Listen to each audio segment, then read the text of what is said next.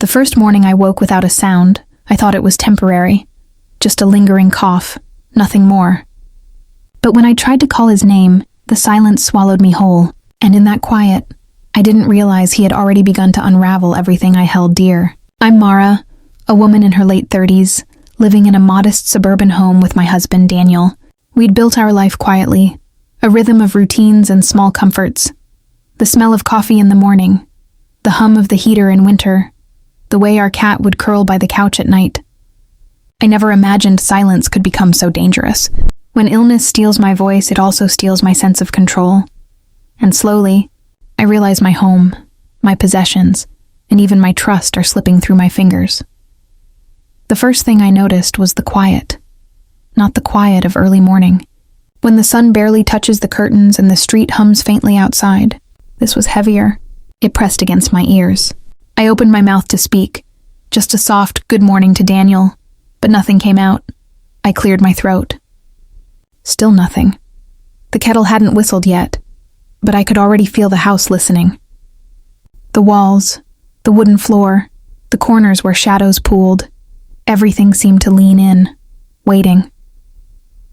I sank onto the edge of the bed, my fingers curling around the quilt. It smelled faintly of lavender and laundry detergent. Daniel shuffled in, barefoot, rubbing his hands together like he always did when he was nervous. "You okay?" he asked. His voice was soft, cautious. I tried to answer, a small shake of my head, a shrug. My throat felt hollow, a tunnel without an echo. He frowned, stepping closer. I wanted to laugh at the absurdity, to tell him it was probably nothing, a lingering cold, maybe stress, something temporary. But the silence inside me stretched longer than it should have, cold and unfamiliar. He handed me a cup of tea. The steam curled like smoke from a candle. I could smell the chamomile, sweet and bitter at once. His hands trembled, I noticed then, brushing the rim too tightly, spilling a drop onto the counter. I wanted to reach for them, to still the trembling, to speak some word that would calm the space between us. But my voice was gone. Breakfast felt like moving through water. The toast burned slightly at the edges, the butter too soft. I gestured toward the cupboard for jam, and Daniel nodded, silently obeying. He watched me closely, as if every small movement was a clue. I wanted to tell him it was fine, that I didn't need him hovering. Instead, I lifted my hands slightly, pressed my palms together in a gesture of, "I'm okay." He didn't leave. The silence became a thing between us, a living presence. It settled over the table like dust, making each movement heavier, each glance longer. I felt it stretch around my shoulders, pressing me into the chair. The floor creaked under Daniel's weight. I noticed that too, the sound sharper somehow, as if the house itself had woken. Shadows clung to the corners where the sun didn't reach, thickening as morning became noon. Was it just illness? I told myself it was. Maybe tomorrow I'd speak again. Maybe this was temporary. By mid-morning, unease began to coil in my stomach. I wandered the house slowly, hands brushing over furniture, tracing the edges of shelves. Each familiar object felt strange. The lamp in the hallway cast a yellow circle on the wall that moved as I passed, like a watchful eye. Daniel followed quietly. Not pressing, but always close enough that I could feel the heat of his body. His eyes flicked to mine constantly, looking for some signal, some word I could not give. I tried writing a note, careful letters on a pad. "I'm okay." He took it and nodded. His face relaxed slightly, but the tension in his shoulders didn't leave. Even his relief felt small and brittle, like thin glass. I wondered if he suspected something deeper. Or maybe he simply didn't know how to navigate the quiet. The hours stretched like taffy. I tried to read, but the words on the page swam before my eyes. Even the familiar smell of coffee brewing in the afternoon, the rich, bitter aroma, felt off, layered with something I couldn't name. I glanced at Daniel. He was sitting on the couch, phone in hand, scrolling. Occasionally he looked up, watching me. There was something in his gaze I hadn't noticed before. Calculation? Concern? Or a mixture of both that I couldn't decipher. I wanted to speak. I wanted to break the quiet with a simple, "I love you," or "I'm fine." But my throat remained empty, a hollow tunnel where words had once lived. I felt my chest tighten. Each small task, arranging books, folding laundry, rinsing dishes, became monumental. The silence amplified every little sound: the drip of the faucet, the click of the microwave, the distant hum of a car on the street. It was oppressive, a weight that made the walls feel closer, the ceiling lower. Late afternoon, I sat by the window, hands wrapped around a mug of tea that had long since cooled. Sunlight slanted across the floorboards, dust motes drifting lazily in the beams. I noticed the shadows gathering in the corners again, longer now, stretching toward me. The quiet of the house had shifted, from peaceful to something else, something watchful. I tried to breathe through it to steady my heart. But my mind kept circling the same questions. Was this really just illness? Or was there something darker, something I couldn't name yet, hiding in the folds of the house, in the spaces between Daniel's words and actions? I traced the edge of the windowsill with my finger. The paint was chipped there, rough and uneven. The floor creaked under my weight. Daniel moved past, silent, careful. Evening came with a slow dimming of light. Shadows pooled like spilled ink across the living room. I lit a candle, the soft flame flickering in rhythm with my pulse. The heat was comforting, small against the cold, stretching quiet that had grown so heavy. I watched Daniel in profile, his movements methodical as he washed the dishes. He smiled at me once, but not with his eyes.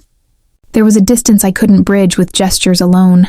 I realized then how fragile our understanding had become, how easily the silence had filled with questions, suspicions, gaps I could not explain. I felt panic rise and fall in waves. My chest tightened, my stomach fluttered. I could feel my own powerlessness in the house, in the quiet that had once felt like safety.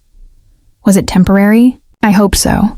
But the shadows in the corners, the tremor in Daniel's hands, the way even the cat seemed restless. They whispered a warning I could not ignore. Night fell, and the candlelight flickered against the walls, elongating the shadows. I curled up on the couch, the quilt over my shoulders. My voice was gone. My certainty was gone. The house was the same, and yet everything had shifted. I closed my eyes and listened.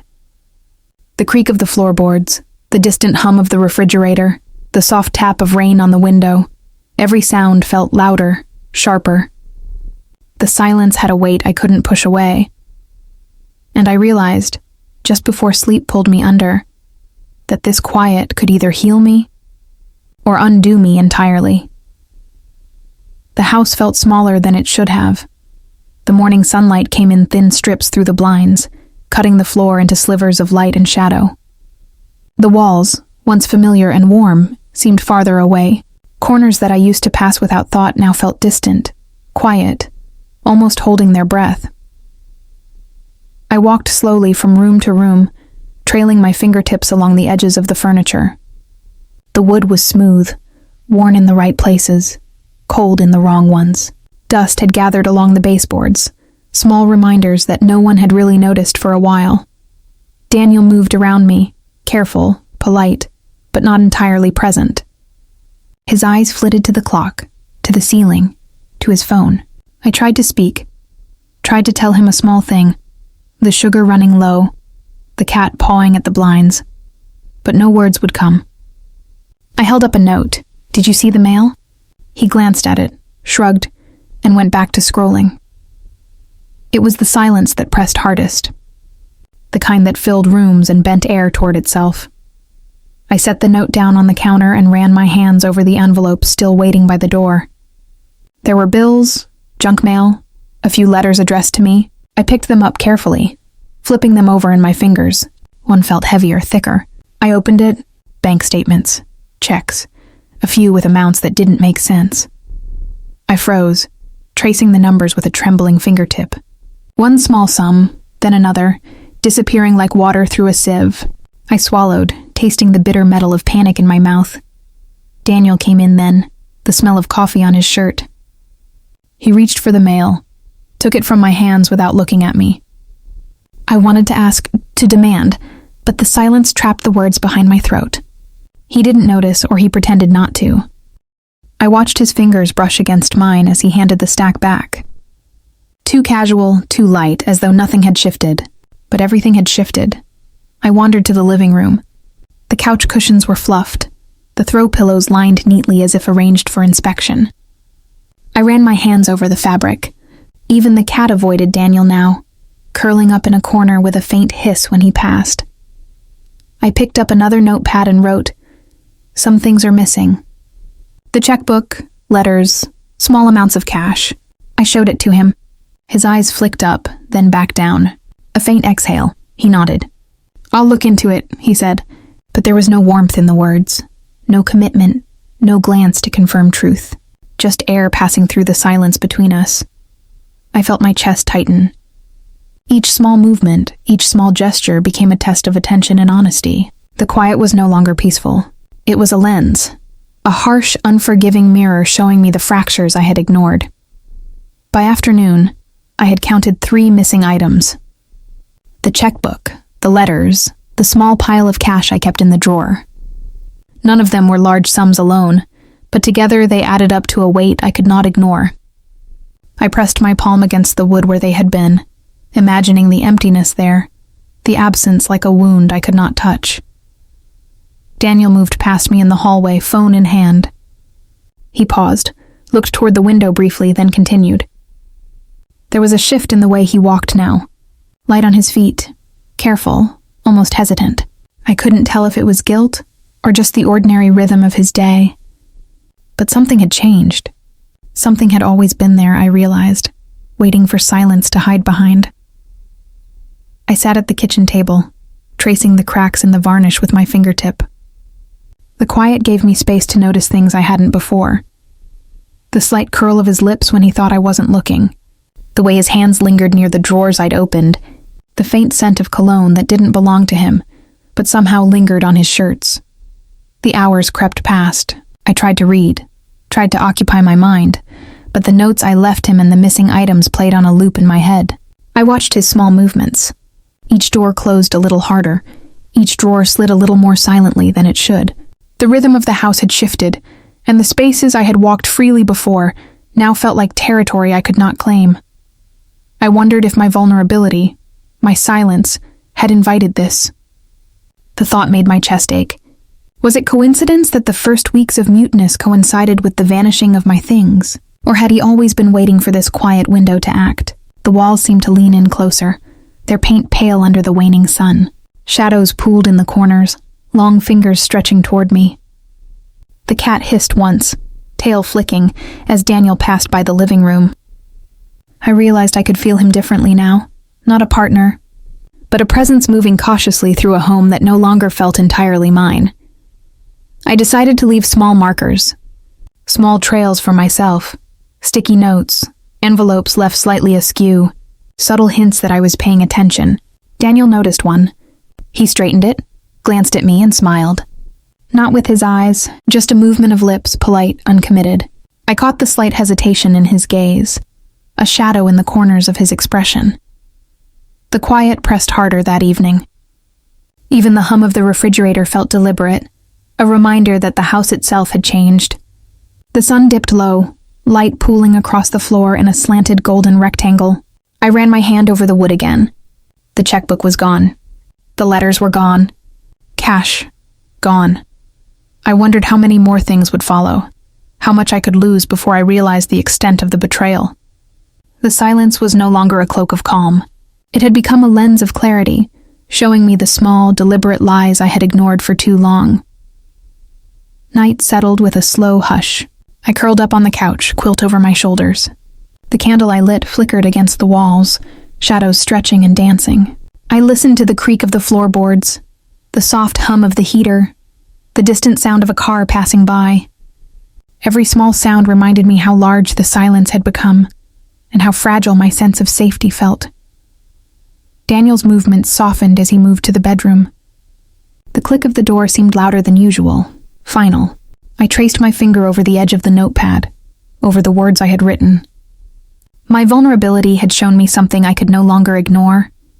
The house I loved, the life I thought was safe, had begun to slip through my fingers. And I realized, sitting there in the quiet, that this was only the beginning. The envelope felt heavier than it should have. I had pulled it from the bottom drawer of Daniel's desk, the one I rarely opened. The wood was cool under my fingers, smooth but chipped in the corner where time and use had left its mark. Sunlight slanted across the floorboards, casting a golden stripe over the drawer handle. Dust danced in it, tiny motes caught in motion like a slow, silent clock. I hesitated. I knew I shouldn't. I wasn't looking for anything in particular, just a check, a bill, something ordinary to occupy my thoughts in the quiet. But something about the weight of that envelope, the faint creak of the drawer as I pulled it, made my pulse tighten. The ledger inside was old, leather-bound, corners worn soft. I flipped it open slowly, careful, as though it might bite. The pages smelled faintly of ink and paper, a smell that reminded me of libraries in childhood, of quiet afternoons spent reading while the house slept. Numbers stared back at me. At first I thought it was just accounting, a jumble of transactions I didn't recognize. But as I traced my finger down the columns, a cold trickle of unease ran through me. Amounts that should have been there, my savings, the rent, the utility funds, had vanished, disappeared, shifted into accounts I had never authorized. I swallowed, feeling the tightness in my chest.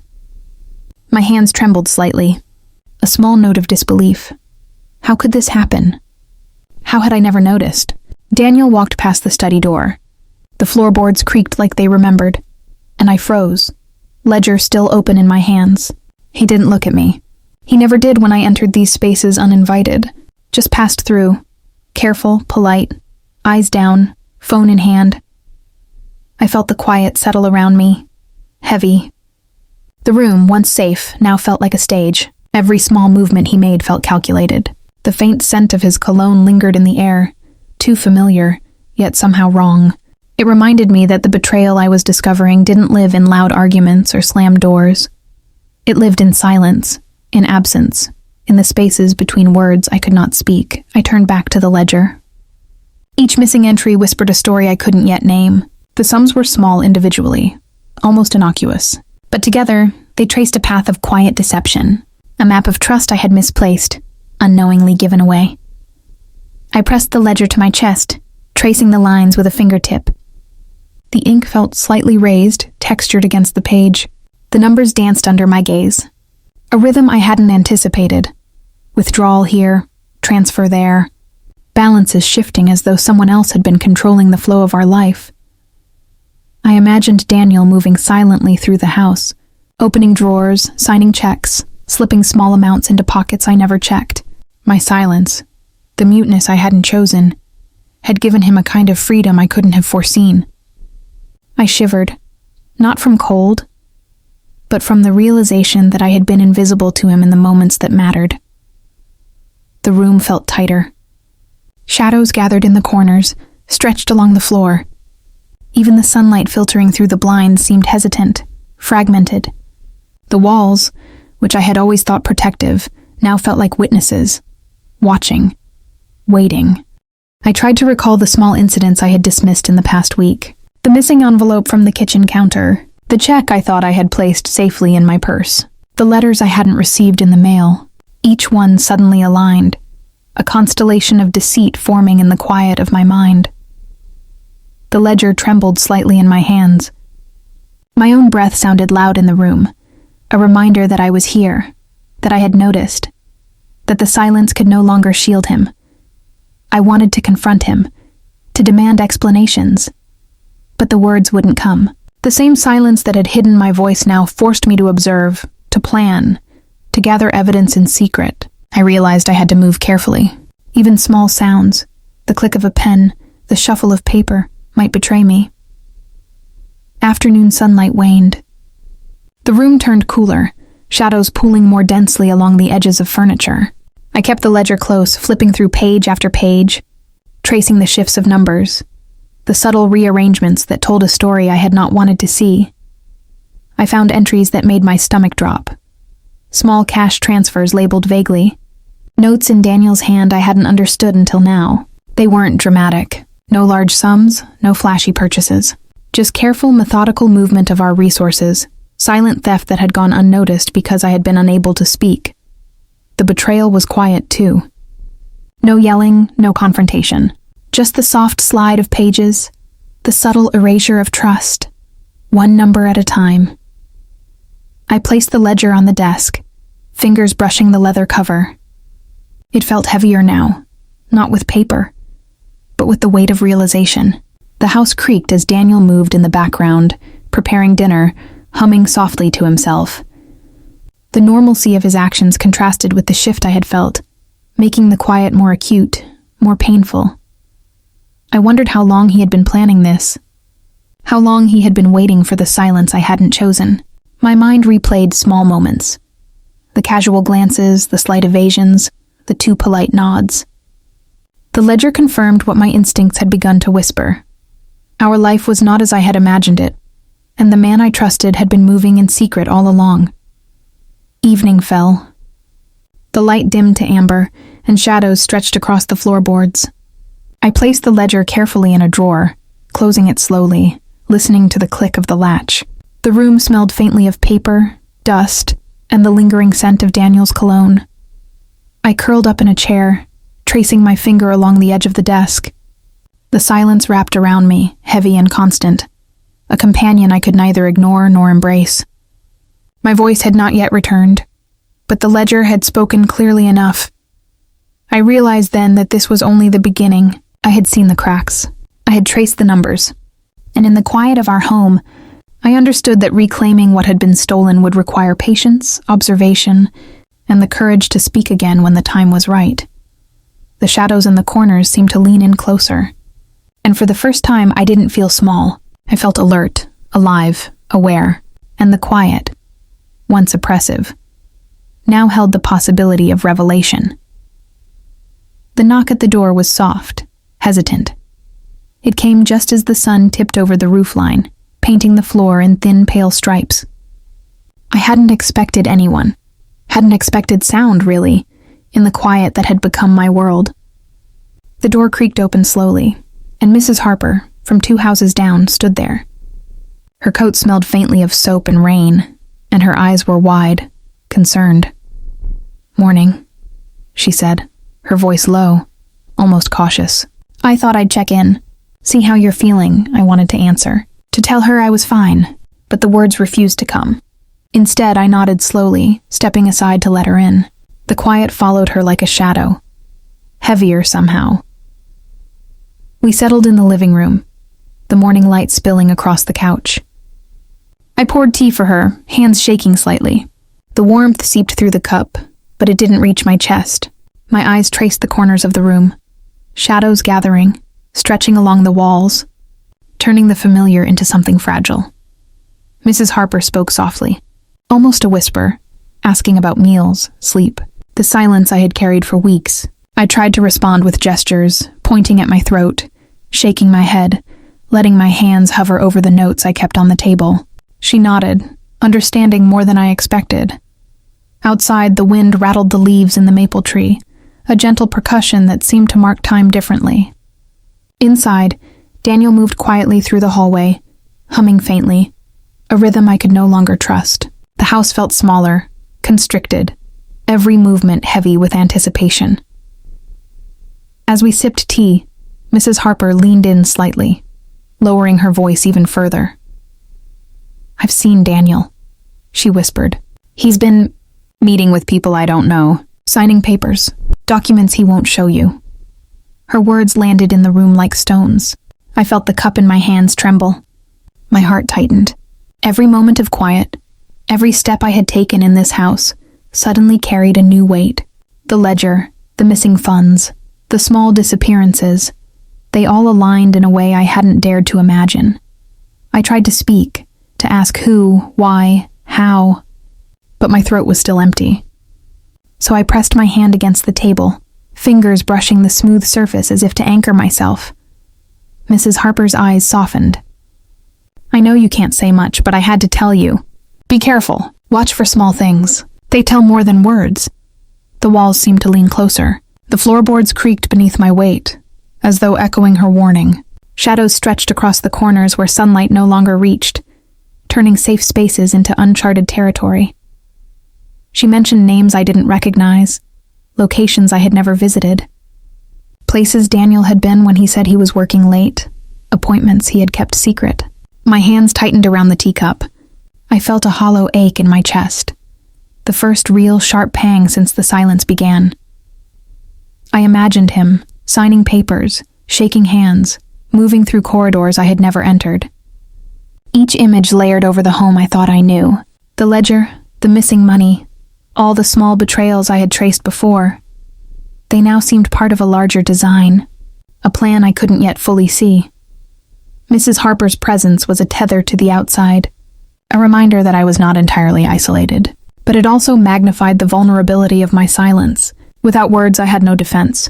The quiet that once protected me now revealed how much I had not known, how much Daniel had controlled without my awareness. By mid-morning, I wandered the house while she quietly tidied the living room, her movements gentle, careful. I ran my hands over the backs of chairs, along shelves, over the ledger I had hidden in the desk drawer. The paper smelled faintly of ink and dust, like the weight of truth pressed into thin pages. I flipped it open slowly. Numbers stared back, more damning in the light of what I had just heard. Transfers I had traced before now hinted at more than mere carelessness, deliberate, measured, hidden from me. Each missing entry became louder in the absence of my voice, shouting what I could not speak aloud. I realized how easily silence had become a tool. My muteness, my vulnerability, had created a space for him to maneuver without detection. And I could see now that perhaps this had been planned for months, long before I understood the cost of quiet. Mrs. Harper noticed my gaze on the ledger. She didn't comment, didn't ask. Her eyes were steady, knowing. She poured more tea, the faint clink of china a small punctuation in the still room. I traced the cracks in the varnished tabletop, imagining how many other cracks had been hidden beneath everyday life. I wanted to confront Daniel, to demand explanations. But the words were trapped. My voice, taken by an illness I had never asked for, had become both shield and barrier. I could only observe, catalog, and plan silently. Each step I took was measured, deliberate, careful not to draw attention, not to provoke suspicion. The shadows in the corners seemed to pulse, gathering closer as afternoon light faded. Even the cat, usually indifferent, prowled the edges of the room, tail flicking in small, restless arcs. The house was alive with quiet warning. Evening crept in slowly, sunlight softening to amber and gold. I tucked the ledger away once more, feeling the weight of it in my hands, and pressed it into the drawer. The quiet thickened around us, wrapping the room in a blanket of anticipation. Mrs. Harper gathered her coat, lingering at the door. Her hand on the handle paused, then turned to me. "You'll know what to do," she said softly. "Just watch. Be ready." Her voice, faint but clear, lingered in the hallway as she stepped outside. The door closed with a gentle click, the sound oddly final. I pressed my hand to the wood where the latch settled, listening to the hum of the house in the fading light. I realized, sitting there in the quiet, that safety had been an illusion. Daniel's plans were unfolding in rooms I had once considered mine, and in the stillness, I understood that watching, waiting, and reclaiming my voice would be the only way to regain what had been quietly taken. The shadows in the corners shifted as the evening deepened, and I waited, silent but alert, knowing the first move had been made. The lock felt warm beneath my fingertips. I had never touched this drawer before, tucked at the bottom of Daniel's study desk. The wood was smooth where my hand brushed it, but the lock gave off heat, a subtle, insistent warning. Sunlight filtered through the blinds, turning dust motes into tiny floating stars. The house was quiet, too quiet. And for a moment, I thought I might put my hand away, pretend I hadn't noticed. But curiosity, the kind that burns softly beneath the skin, pushed me forward. I twisted the key slowly, listening to the mechanism click. A door I hadn't opened before now loomed in front of me like a secret waiting to speak. The drawer slid out smoothly, as if expecting me. Inside were stacks of papers, neatly arranged, edges crisp. At first glance, they looked ordinary. Statements, bills, envelopes. But as I sifted through them, the ordinary twisted into something cold. Bank transfers, accounts I had never authorized, numbers that didn't add up. Each one whispered a story of deception, of careful planning that I had been blind to. I traced the columns with a finger, stomach tightening with every sum. My chest felt constricted, heavy. A faint tremor ran through my hands. How long had this been happening? How many times had Daniel's hands moved over these same papers while mine were occupied elsewhere, oblivious? The familiar study, the desk I had polished and arranged countless times, suddenly felt strange. It was no longer a room of comfort, but a stage, each item a prop in a cruel, quiet performance. The walls seemed closer, the shadows longer, the light dimmer. I looked up briefly. Daniel was nowhere in sight, humming faintly somewhere beyond the doorway. The sound, normally soothing, now felt off-key, like a reminder that the life I knew was shifting beneath me. I returned to the papers. Each bank transfer told its own story, but together they formed a map, one I had never been meant to see. Accounts opened in my name without my knowledge, sums disappearing silently, methodically. I realized how much trust I had placed in his hands, how easily my silence had been turned into opportunity. I wanted to speak, to call out, but the words remained trapped. My throat, still weak from the illness that had stolen my voice, refused to give life to protest. Instead, I sat with the papers spread before me, reading, absorbing, trying to reconcile the man I thought I knew with the one these numbers revealed. The room smelled faintly of ink and dust, the scent of secrets pressed between pages. I could hear the faint creak of floorboards in the hall, Daniel moving quietly, unaware, or so he thought, that I had discovered his hidden work. I imagined him signing documents, arranging transfers, slipping money into accounts he controlled. Each image pressed down on me, a weight I could neither lift nor ignore. The ledger from last week, the missing letters, the vanishing cash, all threads leading to this moment. My hands hovered over the papers, almost afraid to touch them further. How far had he planned this? How long had he been waiting for my silence to shield his actions? The fear gnawed at my chest, mingling with disbelief and a quiet, simmering anger. I traced my finger along the lines of the documents, feeling the raised ink under my touch. Each entry was deliberate, precise, a testament to patience and calculation. I realized that the quiet I had lived in was no accident. It had been an invitation, a gap he could exploit without confrontation, without raising suspicion. The sun shifted, light sliding across the desk, revealing more details. Account numbers, dates, small handwritten notes in the margins. Notes I hadn't seen, codes I couldn't yet decipher. The realization hit me fully. I had been surrounded by deceit for months, perhaps years, and my own voice, stolen by illness, had made me powerless to intervene. The house felt smaller now, corners bending inward, walls leaning closer. Even the familiar scent of polished wood and candle wax felt different, heavier, as though bearing witness to something I had only just uncovered. I closed my eyes for a moment, taking in the silence.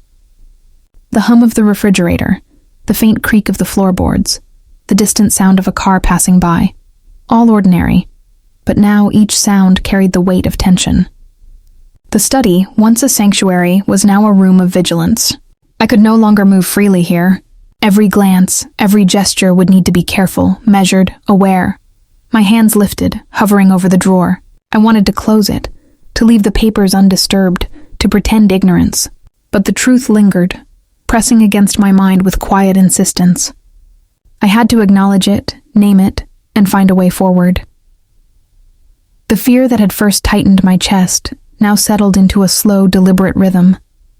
A pulse of awareness, alertness. The house had shifted, and so had I. Evening arrived softly. The sun dipped behind the horizon, shadows pooling in the corners of the study. I gathered the documents carefully, stacking them, arranging them as they had been, before closing the drawer slowly. The click of the latch sounded louder than it should, a punctuation mark on the moment, final and unyielding. I stood for a long time, hands pressed against the desk, listening to the hum of the house. The quiet was no longer comforting. It was a lens, revealing every small betrayal, every hidden movement, and I understood with a clarity that chilled me that this was only the beginning. How far would the deception go? How many more corners of my life had been quietly manipulated? I didn't know yet, but I knew the silence could no longer shield me. I left the study, footsteps careful on the floorboards, shadows stretching along the walls. The house was still expectant, as if waiting for the next move, mine or his. And for the first time since my voice had been taken, I felt the sharp, fragile stirrings of resolve.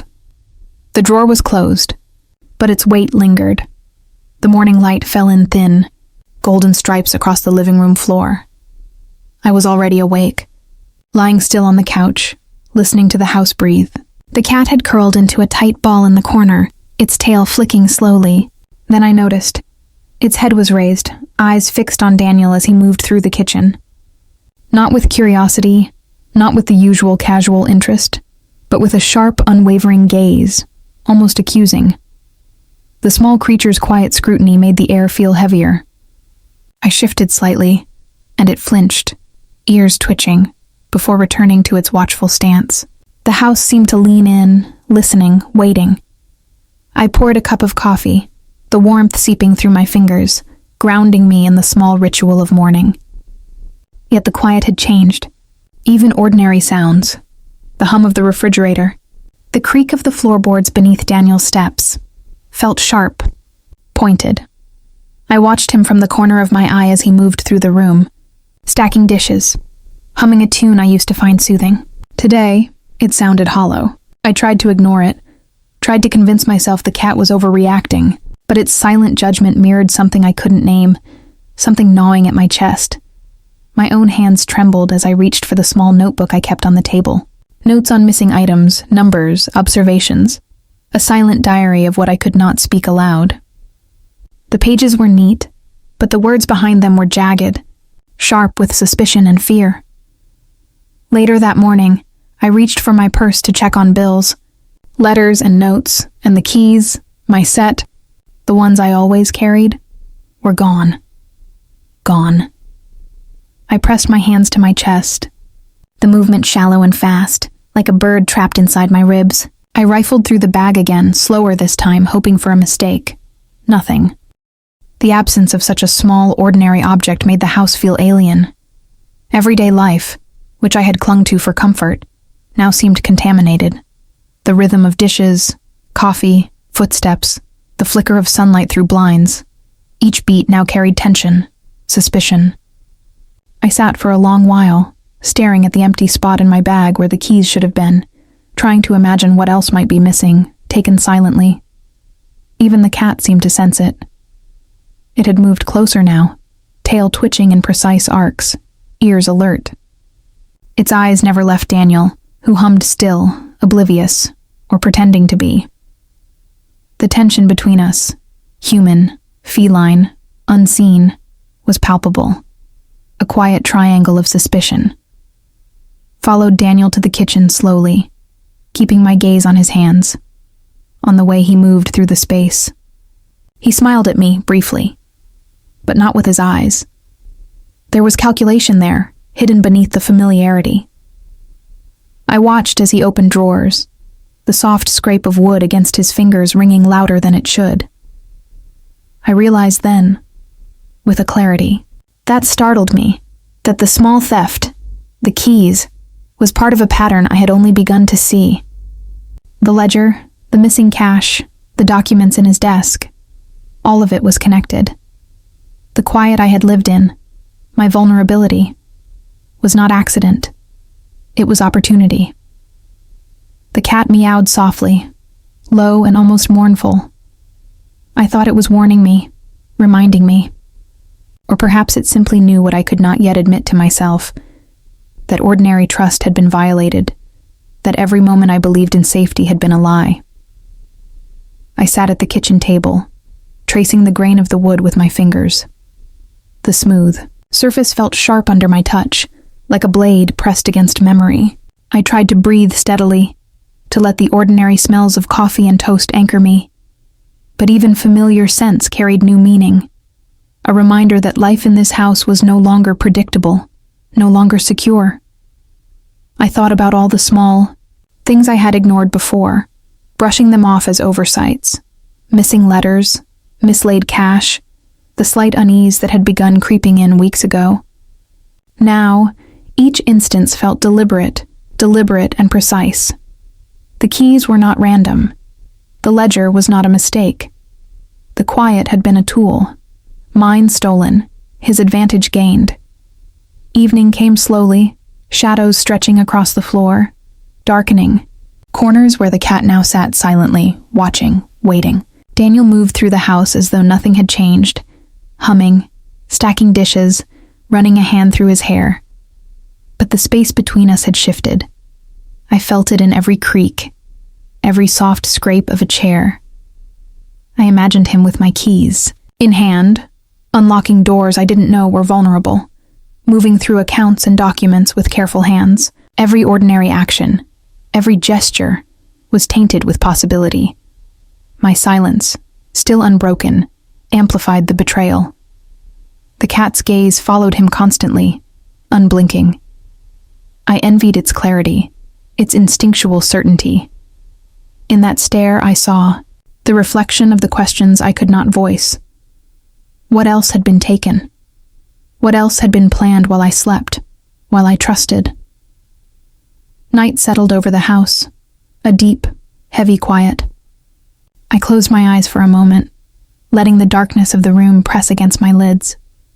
The day's revelations swirled behind my closed eyes. The missing keys, the ledger, the subtle movements of a man I thought I knew. I traced the outline of the cat on the floor beside me, its tiny form curled like a protective talisman. I knew sleep would not come easily. The ordinary rhythms of home life, light streaming through windows, the hum of the fridge, the soft creak of floorboards, were no longer ordinary. They were reminders. Each sound was a question, each shadow, a warning. And in that quiet, I understood.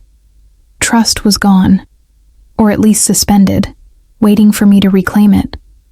The silence that had once seemed peaceful was now a lens through which every betrayal, every subtle theft, became visible. I moved to the study, one last time before bed, checking the desk, the drawers, the space where keys had been kept. Everything seemed normal, polished, untouched. But I knew better now. The ordinary masks concealed the extraordinary, and Daniel's ordinary movements had been hiding so much all along. The cat followed me, tail flicking, ears alert. Its small presence was a tether, a reminder that even in quiet betrayal, I was not entirely alone. I closed the study door softly, listening to the click of the latch, echo in the stillness. The house waited with me, shadows shifting like silent witnesses. Tomorrow, I would begin to unravel what had been hidden, what had been quietly taken, piece by piece. But tonight, I sat in the dark, feeling the weight of ordinary life transformed into something strange, fragile, and dangerous. The keys were gone, and with them, my sense of security. The cat blinked slowly, knowingly, as if to say, "Watch." The waiting room smelled of antiseptic and old magazines. Sunlight spilled through the tall windows, slicing the dust into faint columns that hovered in the air. I sat in a stiff chair, hands folded over my lap, listening to the low hum of fluorescent lights. My throat felt hollow, a reminder of the months I had lived in silence. Around me, people murmured. Phones buzzed softly, but I didn't feel part of their world. When the nurse called my name, I walked slowly, feeling the weight of quiet, the absence of sound pressing against my ears. Even the echo of my shoes on the tile was muted, a ghost of rhythm. The doctor was gentle, moving with deliberate calm.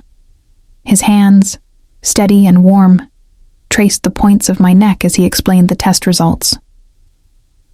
"You're going to get your voice back," he said softly.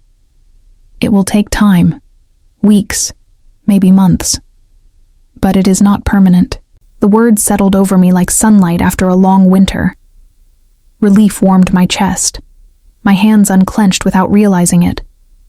Yet with the relief came something else. A slow, creeping tension. Voice meant more than sound. It meant presence, power, the ability to name what had been taken from me. The thought of speaking again, of filling the spaces around Daniel with words, made the air in the room feel charged. I nodded, though the words I wanted to say hovered on the edge of my mind, trapped by silence. Each silent plan I had made over the months now seemed poised for expression. The quiet had been a shield, but soon it would lift. On the drive home, I noticed everything differently. The sunlight seemed sharper, slicing along the windshield, casting patterns on my hands. The car hummed beneath me, ordinary, familiar. Yet I felt the pulse of possibility in every movement. I thought of Daniel, of the ledger, the missing keys, the documents I had found. Each memory now carried the added weight of what was to come. Soon, I would have words again, and with them, the ability to claim what had been silently taken. I imagined conversations unfolding, letters written aloud, questions posed without hesitation.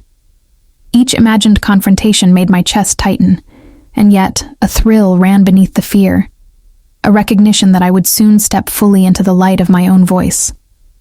Returned to the quiet of the house, stepping lightly through familiar rooms, noticing how the shadows gathered differently in the corners now.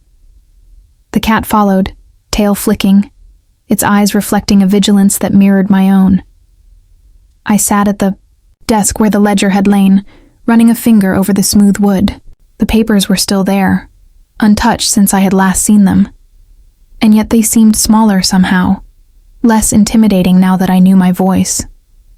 And my power would return. I imagined the conversations I would have, the questions I would ask. I rehearsed them in silence, the words forming in my mind like careful sketches, precise and deliberate. This was not vengeance. It was reclamation, the slow gathering of what had been denied me. Evening settled softly. The sun dipped low, turning the sky outside to bruised shades of purple and orange. I moved through the rooms slowly, listening to the house breathe. The ordinary creaks and hums felt alive now, charged with the knowledge that silence was temporary. Soon, I would speak. Soon, the world would shift slightly with the return of my words. I paused in the living room, watching the cat stretch and curl back into its corner. Its presence was comforting, steady, a silent witness to months of quiet observation, now a companion in the anticipation of what was to come. My hands rested, lightly on the arm of the couch, tracing the fabric, absorbing texture, grounding myself in the physical world before stepping back into the verbal one. Night fell fully, and the house darkened. Shadows pooled in corners, familiar, yet now infused with expectation. I lit a small lamp on the side table, the glow soft, intimate, a quiet circle of light against the creeping darkness. I sat with a notebook in my lap, writing down plans, words I would soon speak, questions I would finally ask. Each phrase was deliberate, a preparation, a rehearsal for power reclaimed. I thought of Daniel, of his quiet movements, of the deception I had uncovered. Each memory sharpened my resolve. Soon, I would have the words to confront him, to name each theft, each lie. But even in this anticipation, a flicker of doubt remained. Would I have courage when the silence finally lifted, or would the weight of months of restraint make me falter? I closed my eyes, letting the quiet wash over me, a calm before the storm of returning speech. My mind rehearsed every gesture, every careful word, imagining the way he might respond. The anticipation was electric, threading through my chest, warming and terrifying all at once. I could almost hear my voice in the corners of the room, a soft echo waiting to be born. In the silence, I felt power, fragile but undeniable. Each plan, each observation, Each moment of quiet vigilance had led to this threshold. Soon I would cross it. The lamp cast long shadows across the wall, turning familiar furniture into shapes of possibility. I traced the outline of the cat in the dim light, its ears twitching, alert to the subtle rhythms of the house. I felt a kinship with its quiet vigilance, a shared understanding that something significant was coming. I let my hands rest on the notebook one last time before bed, feeling the paper under my fingers, imagining the words I would finally speak. The house waited with me, patient and silent, as if aware of the change about to arrive. I could feel it already. The return of my voice, the reclamation of my space, my life. The quiet months had been a preparation, a slow gathering of strength. Soon the silence would end, and when it did, I would speak. The garage smelled of old wood and motor oil, dust drifting in the thin shafts of morning light that spilled from the cracked windows.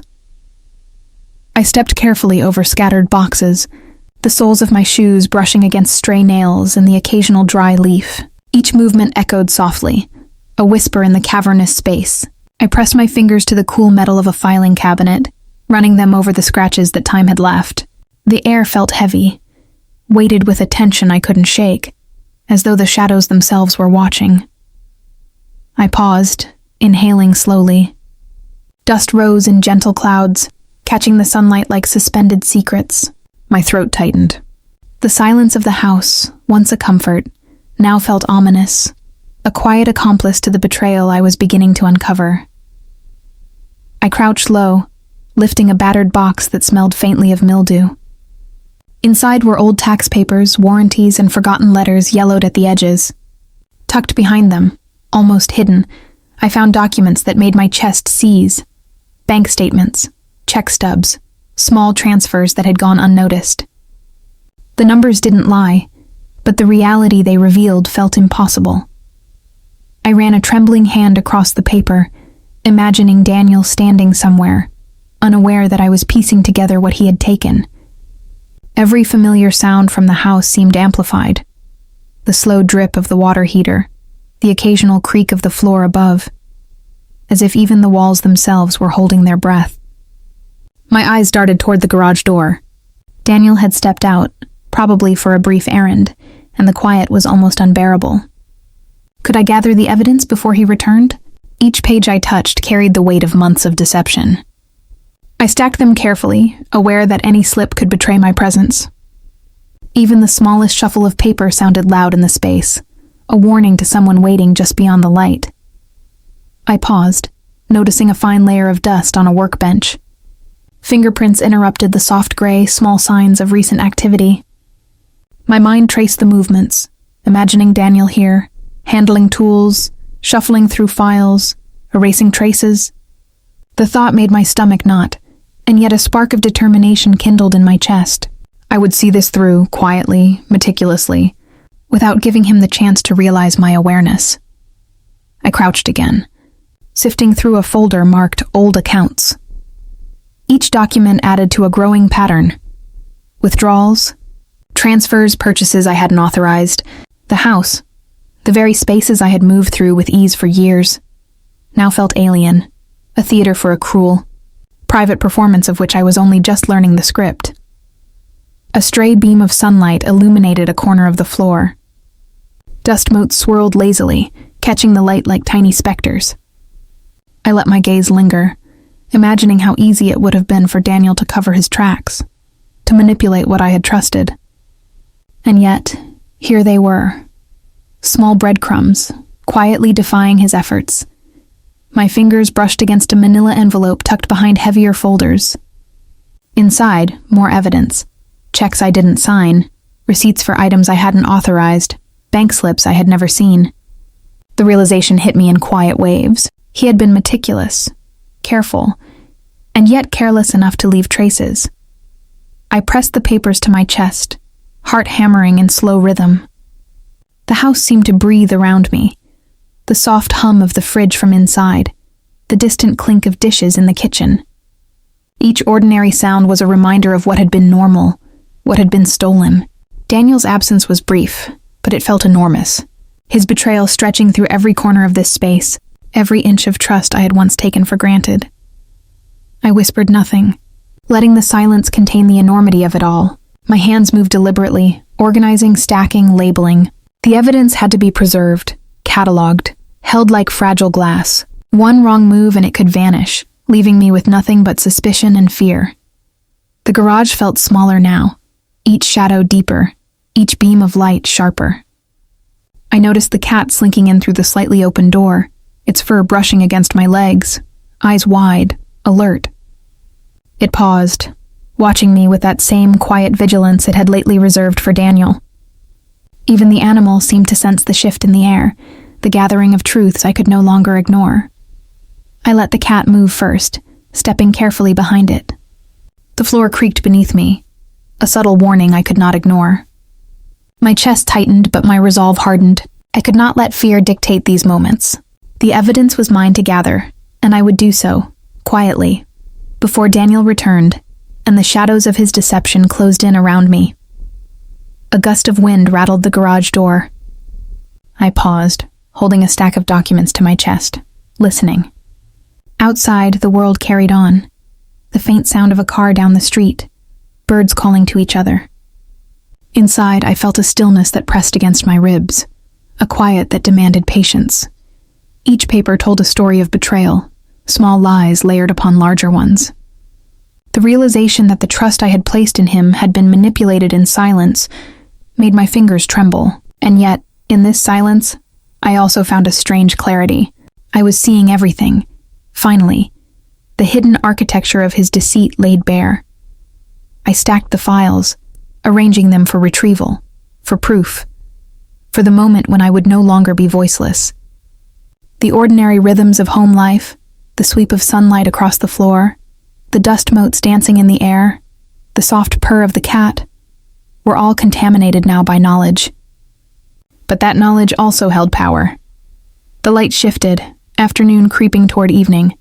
Shadows lengthened across the concrete floor, stretching along the edges of boxes and crates. I breathed slowly, deliberately, letting the house and the moment settle around me. The garage, once a simple repository for clutter, had become a theater of discovery. Each object, each sound, each shadow charged with significance.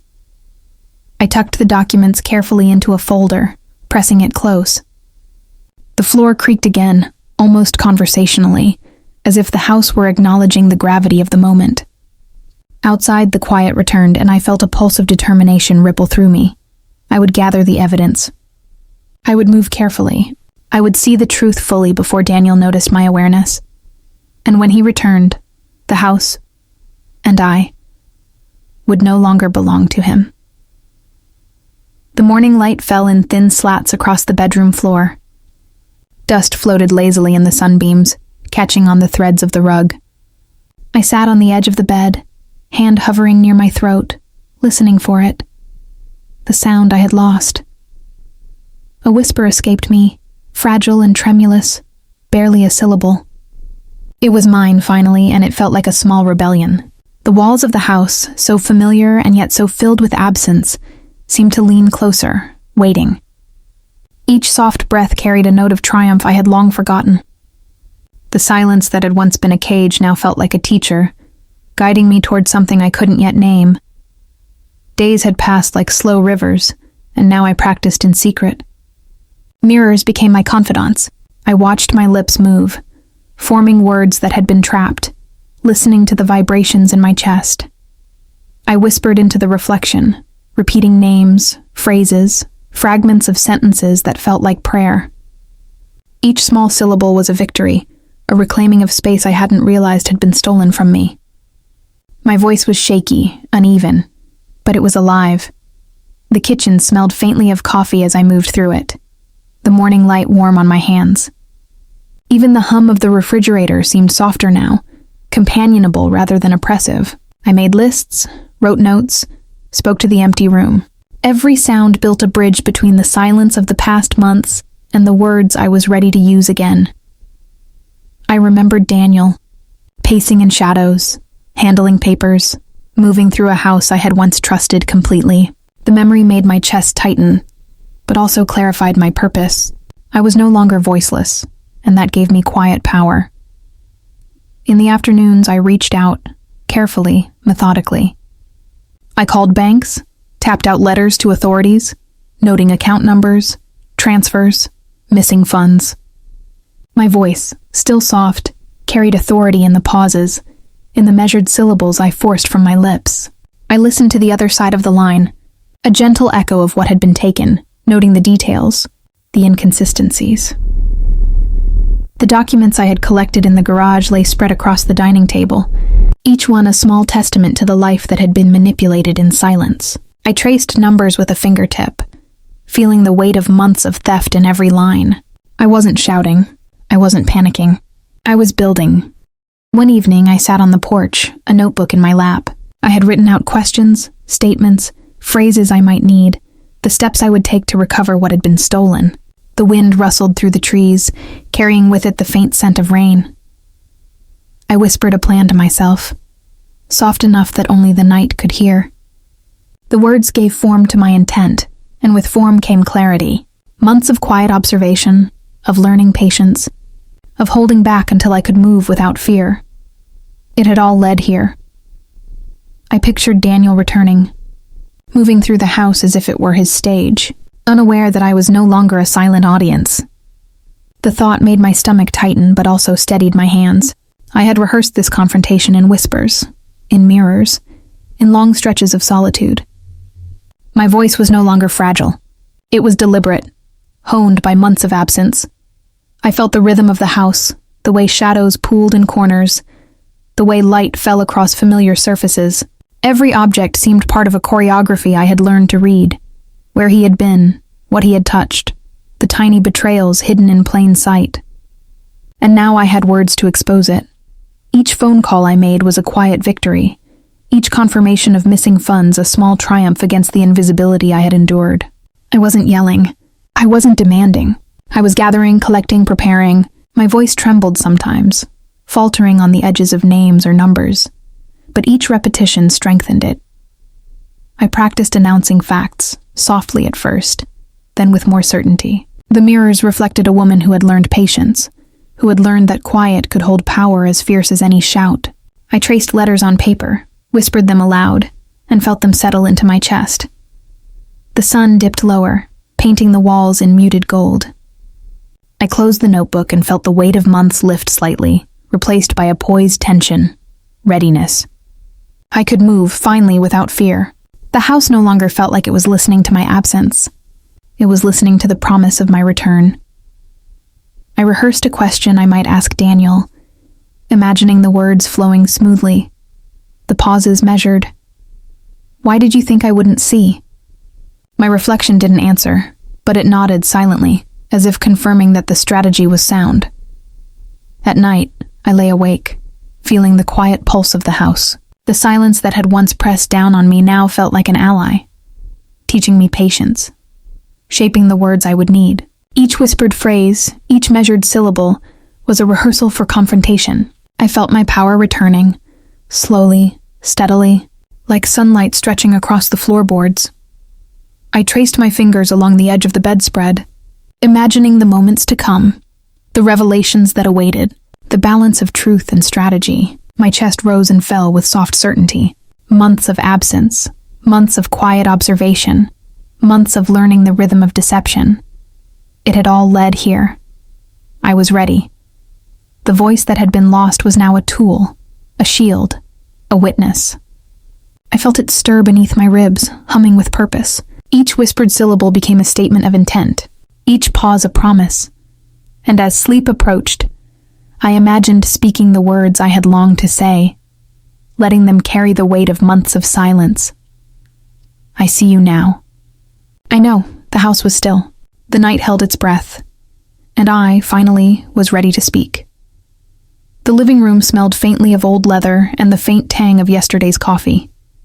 Light from the west-facing window cut across the rug in harsh lines, illuminating the dust that had settled undisturbed for weeks. I stood near the doorway, my fingers tracing the edge of the doorframe, listening to the soft creak of the floorboards.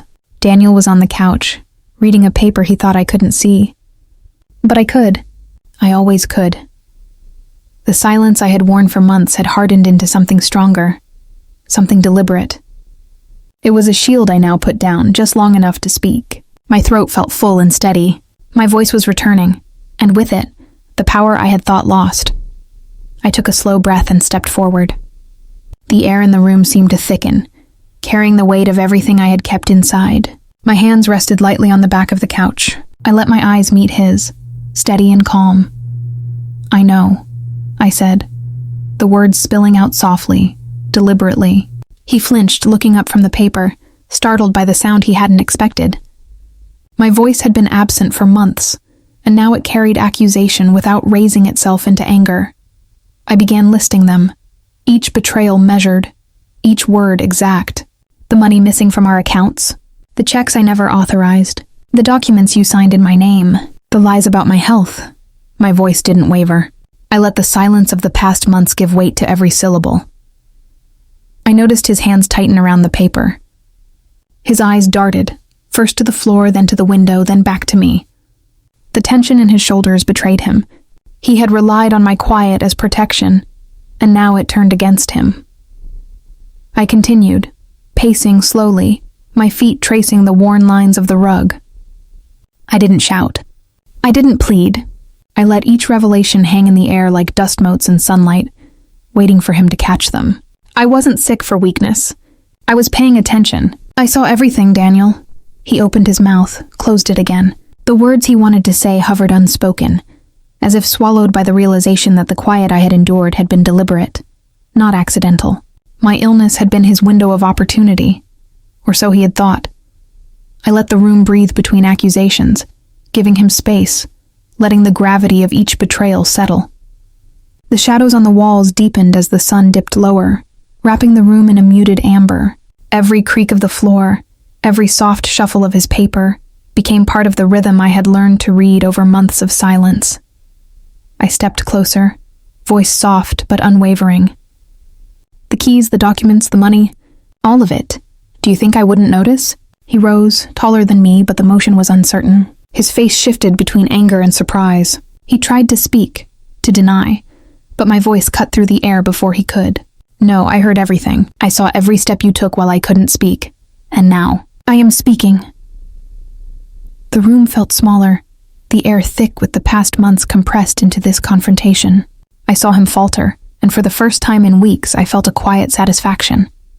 The man who had walked freely through the house, hiding behind my silence, was now constrained by it. The balance had shifted. I paused, letting my eyes search his. I didn't need his apology, not yet. I only needed the truth, and for that, silence would no longer protect him.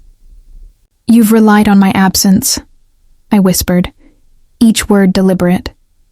"But absence doesn't mean ignorance, and it certainly doesn't mean forgiveness." He finally spoke, voice trembling, trying to justify, to explain, to manipulate the narrative that had always favored him. But I didn't flinch. I let him speak, carefully noting every hesitation, every word that slipped unguarded. The weight of months of observation gave me clarity, the ability to hear deceit even in its softest form. I repeated certain points, letting the repetition serve as a mirror for him. "The accounts, Daniel. I watched as you removed money, as you manipulated the silence I did not choose. This is no longer invisible to me." The house was quiet but alive, as if it too was witnessing the shifting of power. Even the cat watched from the corner, still and alert, sensing the tension. Shadows pooled in the corners, mirrors reflecting fragments of our standoff.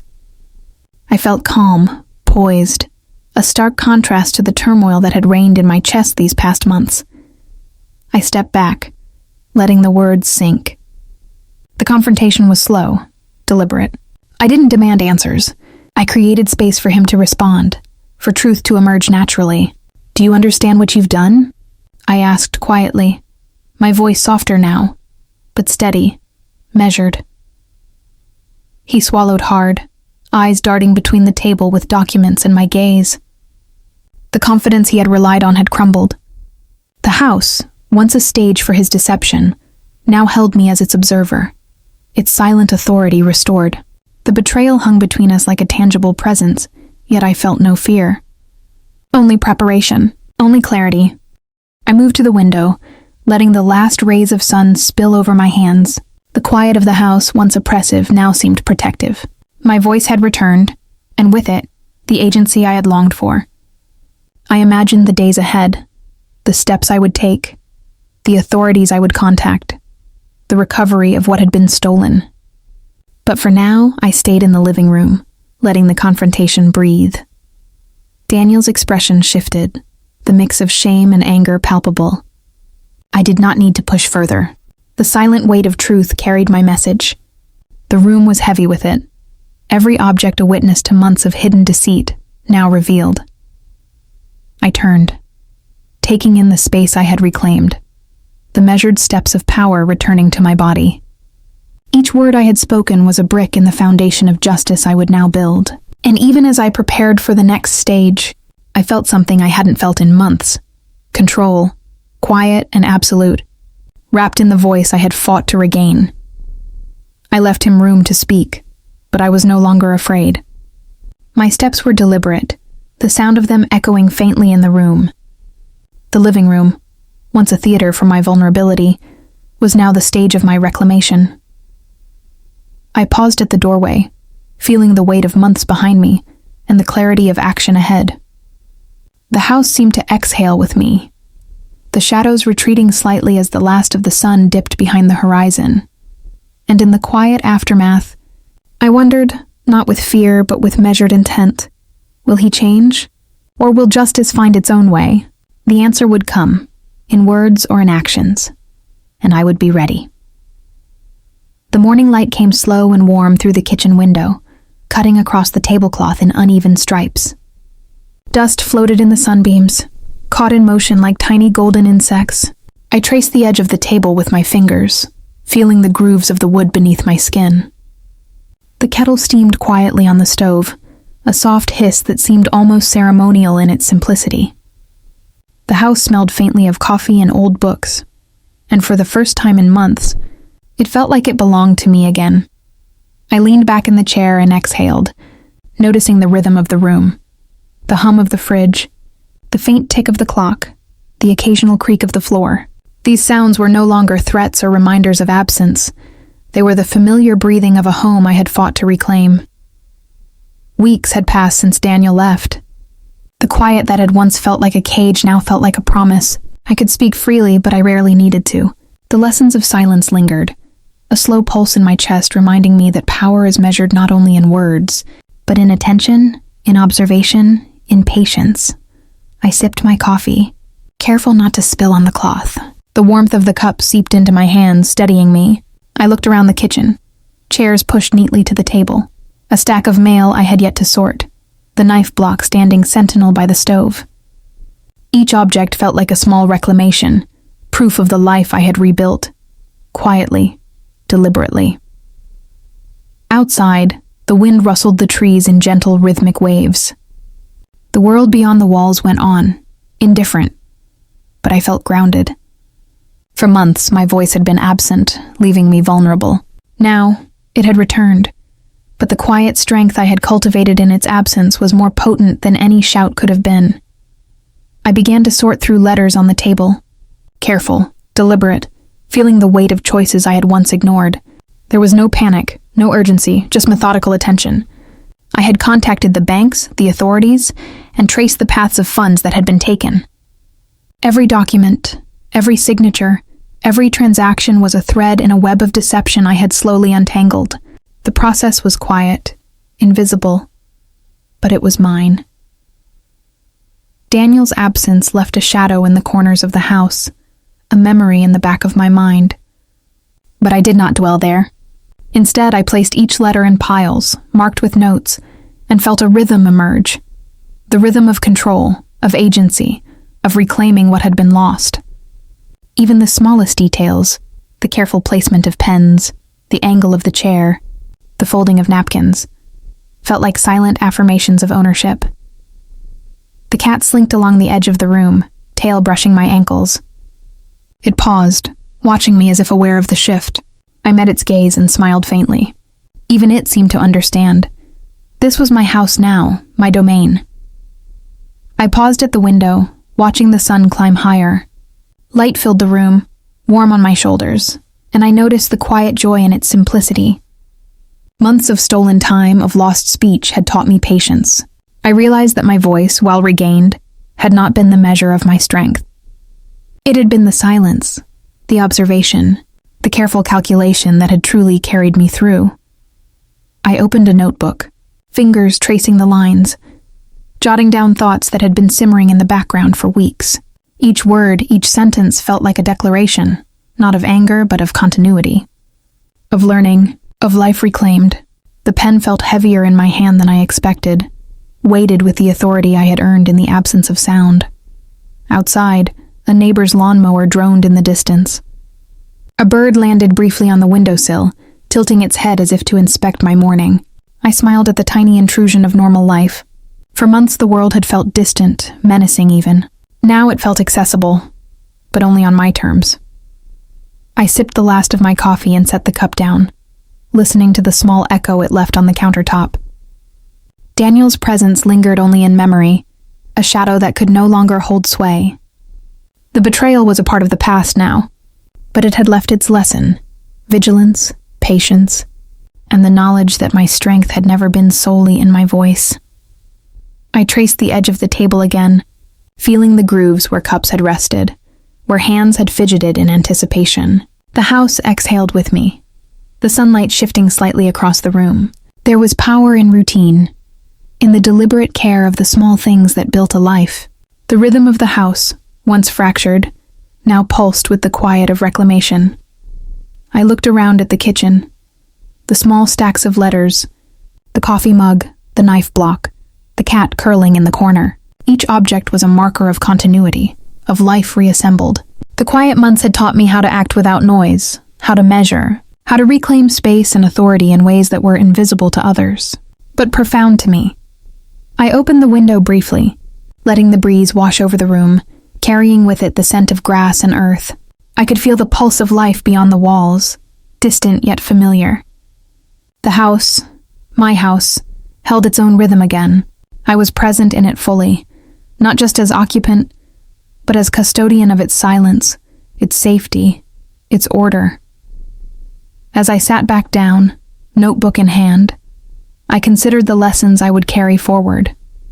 Silence had been my teacher, absence my instrument, and patience my shield. Words would return, and with them, dialogue and confrontation. But power had been quietly growing in the spaces between my speech. I paused, pen hovering, and let the sunlight trace patterns across the page. The future was a series of choices, deliberate and measured. I would speak, act, reclaim, and protect. But for now, I simply breathed, allowing the rhythm of my home and my life to fill the room. The lesson lingered in the air, gentle yet profound. Power is not only in the voice. It is in presence, in observation, in patience, in the quiet authority we cultivate when no one is watching. I rose, stretching slowly, and moved to the window again. Light fell across my hands, across the table, across the room I had made mine again. The cat leapt lightly to the counter, brushing against my shoulder. The house felt alive, familiar, safe. The betrayal lingered only as a shadow, teaching but not threatening. I smiled faintly, tracing the edges of the table one last time before leaving the kitchen. The sunlight shifted with me, wrapping around the objects and the space I had reclaimed. The quiet months had been long, hard, and often lonely. But they had prepared me. I carried my voice, my agency, and my dignity forward.